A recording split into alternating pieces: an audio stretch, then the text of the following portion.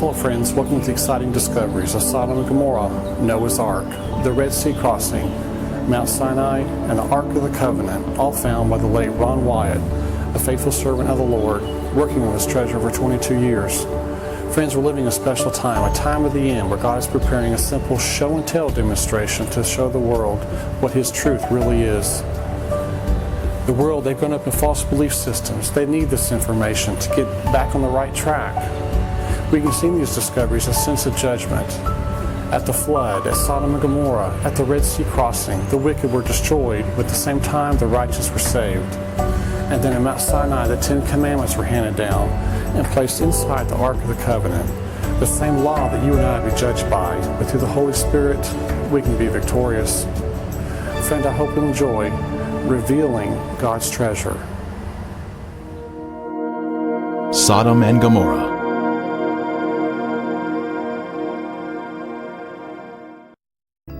When the morning dawned, the angels urged Lot to hurry, saying, "Arise, take your wife and your 2 daughters, who are here, lest you be consumed in the punishment of the city."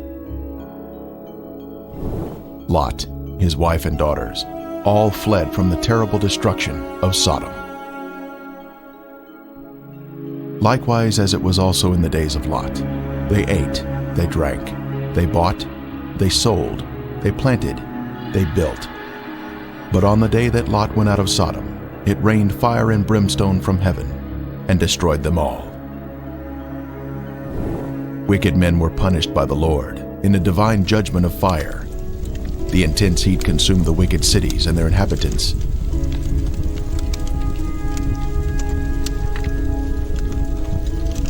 But Lot's wife looked back toward her beloved Sodom, violating the angel's command, and was thus turned into a pillar of salt.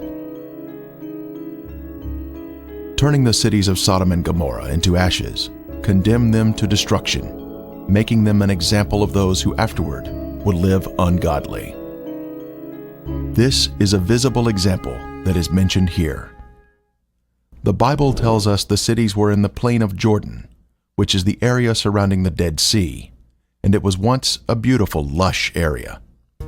At 1,300 feet below sea level, this is the lowest place on earth, a very hot and desolate region that was cursed by God because of the sins of the people.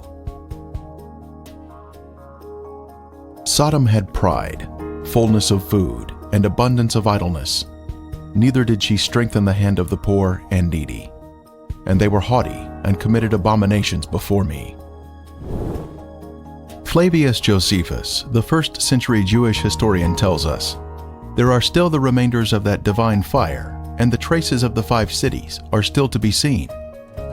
Popular thought has it that the cities were later covered by the waters of the Dead Sea, but if Josephus could see the cities in his day, then we should be able to view them also, as the water level has, if anything, receded since his time. And the border of the Canaanites was from Sidon as you go toward Gerar, as far as Gaza, then as you go toward Sodom, Gomorrah, Admah, and Zeboim, as far as Lasha. The biblical description tells us the cities were spread out, forming a line along the Canaanite border, not grouped together in one area, as some may think. Driving along the coastal highway of the Dead Sea in Israel, one can soon see peculiar formations that are of a lighter color than the surrounding terrain. These are the ashen cities, destroyed by the wrath of God. These cities were consumed by intense flames, a supernatural heat that was directed by the hand of God. Today there is ash that is of lighter color than the surrounding mountains and terrain. As mentioned in the Bible, this is a desolate area where nothing grows.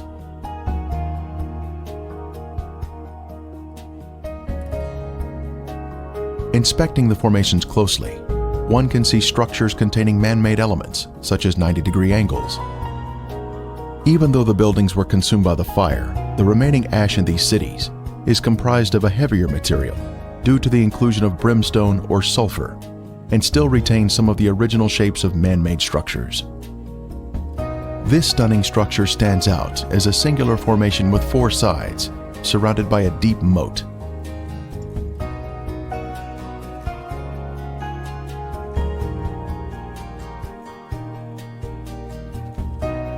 We move in closer to inspect the unusual features evident on the side of the formation.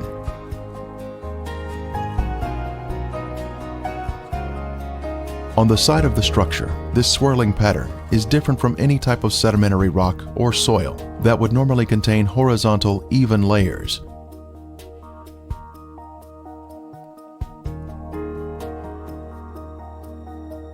These swirling designs were also seen in other ashen formations in the cities.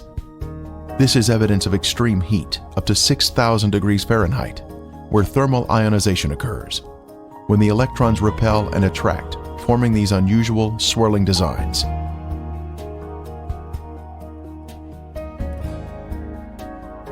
In Lot's day, this area was a swirling cauldron of death and destruction, rained down from the Lord in heaven.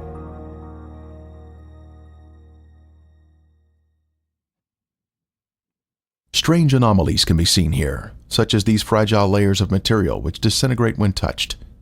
The limestone buildings in the cities of Sodom and Gomorrah were totally transformed into ash by the consuming fire of the Lord.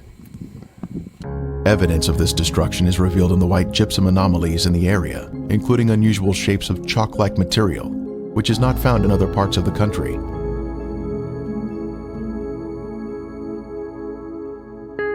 Even layers of white and gray material can also be seen, comprising gypsum and ash.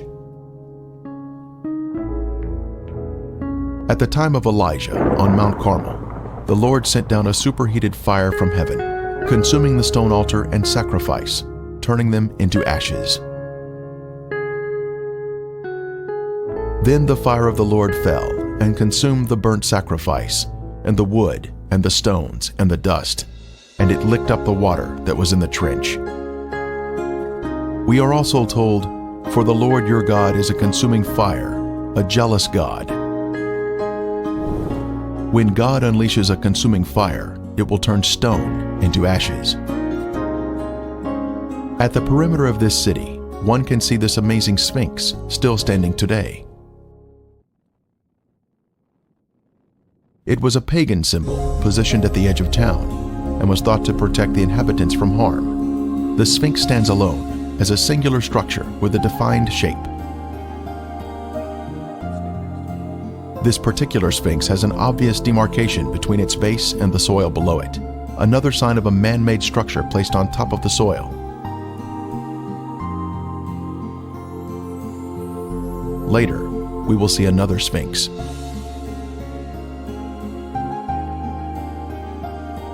From a higher level, a large section of gypsum has fallen down here. It clearly exhibits the alternating layers of white ash that is calcium sulfate, gray ash that is calcium carbonate.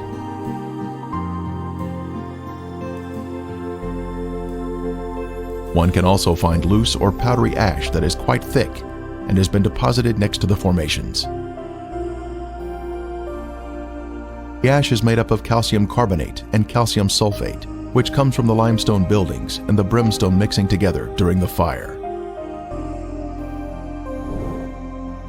In the formations themselves, some material can be gently raked off the surface with the slightest touch.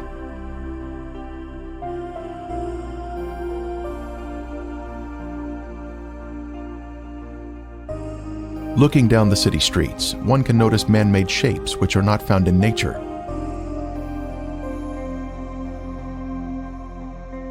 Here we see a building with square sides or 90-degree angles.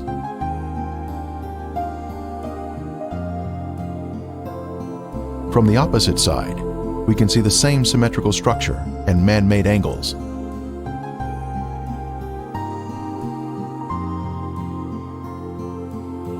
We can see the remains of walls that extended outward at 90-degree angles from the main structure.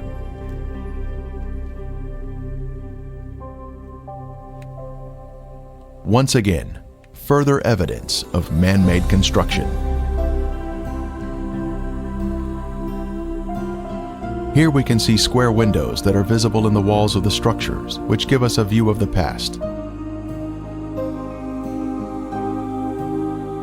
Scanning the city for signs of prior habitation, we can see in the foreground a tower of cylindrical design, positioned at the edge of the city.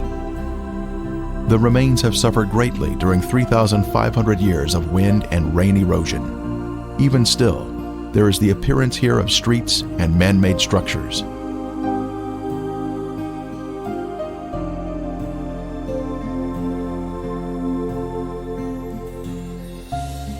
Here in the foreground, we have a conical shape resting on a raised area. A short distance away, we see another similar shape.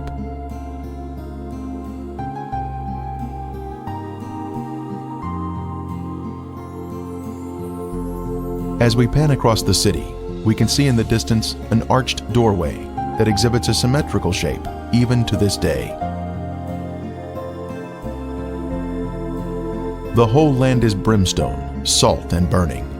It is not sown, nor does it bear, nor does any grass grow there, like the overthrow of Sodom and Gomorrah, Admah and Zeboim, which the Lord overthrew in his anger and his wrath. Then the Lord rained brimstone and fire on Sodom and Gomorrah, from the Lord out of the heavens. Brimstone. Our first sample was found here, having been washed down from a higher location. This is the heavenly marker left behind, which proves the sites to be the real Sodom and Gomorrah. Ron Wyatt was the original discoverer of these cities in 1989, and he now describes the brimstone found here. Okay, we're down at Sodom and Gomorrah still. Right in front of you see some unusual looking spots on this shall we say, layer of ash. It's not stone, it's ash. Now we'll move in for a close-up of this. And you can see that they're kind of circular shaped places. Now what we have found, and we'll move in a little closer here, is that inside each of these is sulfur. That is in most of them. Now the ones that do not have sulfur in them, and this one we just took a bunch of sulfur out and put it in our specimen bag. But the ones that don't have sulfur have a very black center where they have where it's been very hot. So now we'll move in on this one where there is some sulfur still present, and back off just enough so you can see what we're up to here, and we'll go collect that sample in a bag.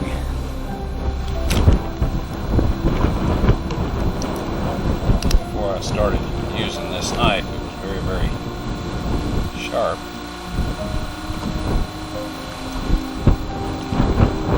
Okay, here this is, and we have collected some more, and it smells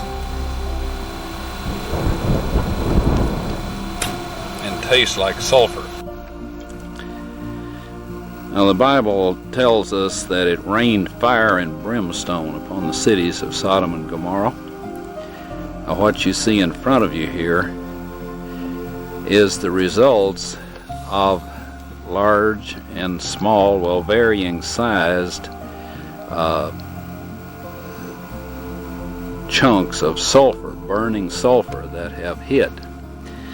And what we find here is that God rained this burning sulfur down upon this city, and rain is a perfect description of it. It landed just in the pattern that rain would fall, and the stuff, of course, the accumulative heat of all of this upon the city set the entire thing ablaze.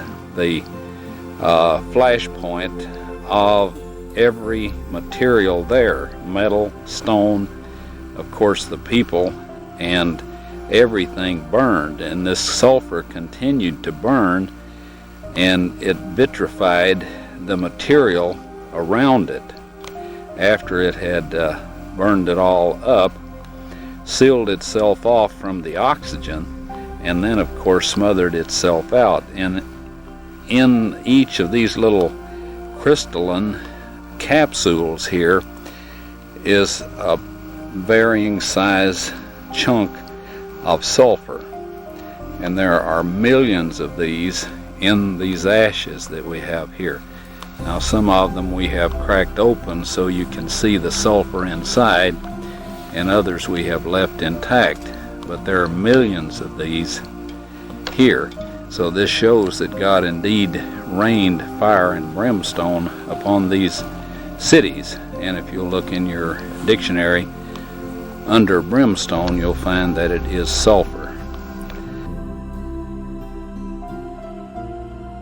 A piece of the brimstone from the cities was lit at night, and soon there was a beautiful blue flame produced by the burning sulfur.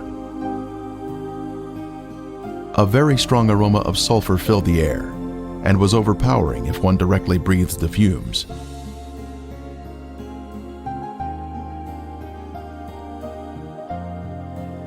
Exploring the cities further, more brimstone was found of various shapes and sizes.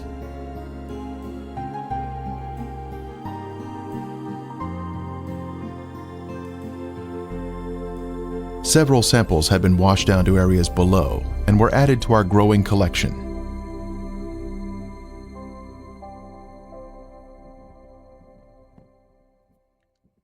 This brimstone is made of monoclinic, white sulfur that has been burned or cooked at a high temperature.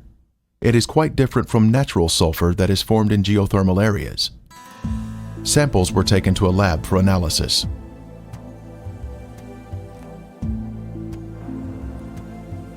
Each specimen was carefully separated and prepared for testing, with the outer portion cast aside.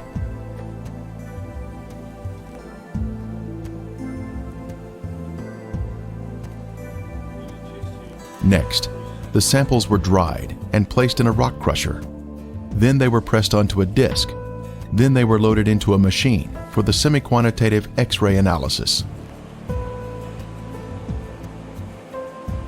Each sample was individually transported into the testing chamber for analysis. The results proved to be quite amazing.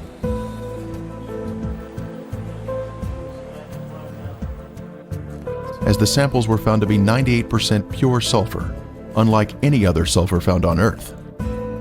This pure, cooked sulfur is the heavenly marker that was left behind to show the world that the Lord, without a doubt, destroyed these sinful cities at His command. Critics have said that the sulfur is from volcanic activity, but that type of rhombic sulfur is only 40% sulfur and is of a crystalline form, unlike the white, compacted monoclinic form that is found in the ashen cities today. Here is a round piece of brimstone embedded in a section of ash.